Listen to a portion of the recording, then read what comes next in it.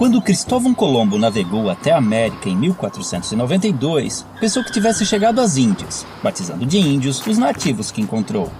Porém, apesar de terem sido generalizados nessa classificação, os índios não se viam como um povo unificado, pois eram divididos em uma variedade de etnias sem qualquer identificação entre si. Acredita-se que os primeiros habitantes das Américas chegaram há mais de 20 mil anos, atravessando uma passagem congelada entre a Ásia e a América do Norte, e então espalhando-se por todo o continente. Em algumas regiões, formavam civilizações avançadas.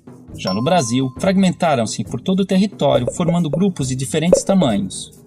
Eram sociedades comunais, descentralizadas e igualitárias, vivendo da caça, pesca e agricultura de subsistência, e em sua maioria seminômades, mudando suas aldeias de local conforme os recursos naturais fossem se esgotando, permitindo, mesmo que involuntariamente, a recuperação natural do solo abandonado.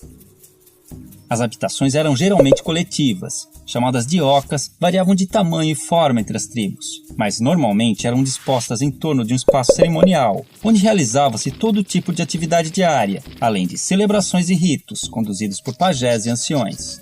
As tribos eram formadas por laços de parentesco e afinidades, e mantinham contatos com outras comunidades através de relações de comércio, cooperação, casamentos, alianças e também de guerras, que eram comuns entre as sociedades indígenas, apesar de sua natureza pacífica.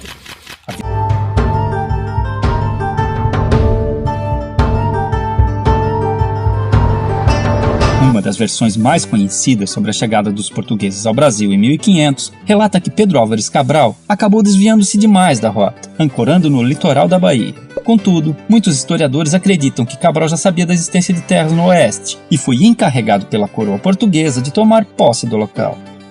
Foi só em 1530 que a coroa portuguesa, sentindo-se ameaçada com as constantes expedições de reconhecimento de holandeses e franceses, começou seu sistema de colonização, fundando vilas e criando um sistema de capitanias hereditárias. Porém, esse sistema fracassou e foi instituído um governo centralizado, onde o governador-geral, escolhido pelo próprio rei, fundava vilas, combatia a pirataria e controlava a exploração econômica das terras. Os jesuítas foram grandes aliados dos colonos, fundando missões no interior para a catequização dos índios. Isso estimulou as entradas e bandeiras, expedições com o objetivo de encontrar ouro, prata, diamantes e escravos. Nesse processo, milhares de indígenas foram dizimados por não aceitar a dominação dos chamados bandeirantes. A predominância masculina nos primeiros anos de colonização deu início a um grande processo de miscigenação da população, com a formação de vários casais de portugueses e índias, cujos descendentes encontram-se hoje na árvore genealógica de muitas famílias brasileiras. Até recentemente, muito pouco era estudado sobre a história da África, normalmente reduzida à antiguidade aos egípcios. Porém, o crescimento do interesse e importância desse continente jogou luzes sobre a esquecida África subsaariana. Cercados por florestas, savanas, montanhas, o mar e o deserto, e convivendo com uma rica fauna, esses africanos viviam em pequenos reinos, muito parecidos com as cidades-estado da antiguidade. Dominavam técnicas de agricultura, metalurgia e mineração. Cultuavam diversos deuses e a natureza, acreditando num deus maior e criador, que variava de nome entre as tribos.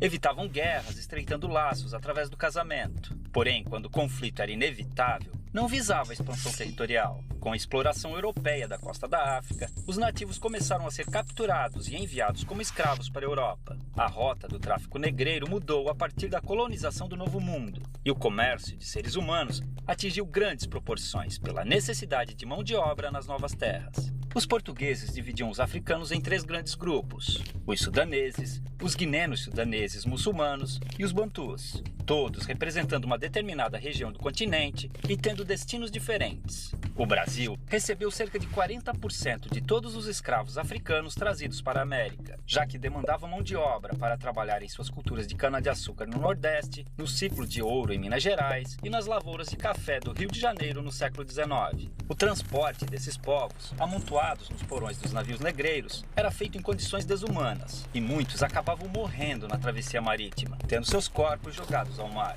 Já desembarcados, os escravos eram vendidos e conduzidos aos seus destinos nas fazendas, onde eram obrigados a trabalhar de sol a sol, com roupas e alimentação de péssima qualidade. Dormiam em habitações escuras e úmidas, as senzalas, e muitas vezes eram acorrentados para evitar fugas. Os castigos físicos eram comuns e o mais usado era o açoite. Com o comércio constante de escravos, não havia preocupação em manter seu bem-estar, já que podiam ser facilmente substituídos por novos africanos, fazendo sua expectativa de vida no Brasil ser muito baixa. Eram proibidos de praticar sua religião e obrigados a adotar o catolicismo e a língua portuguesa.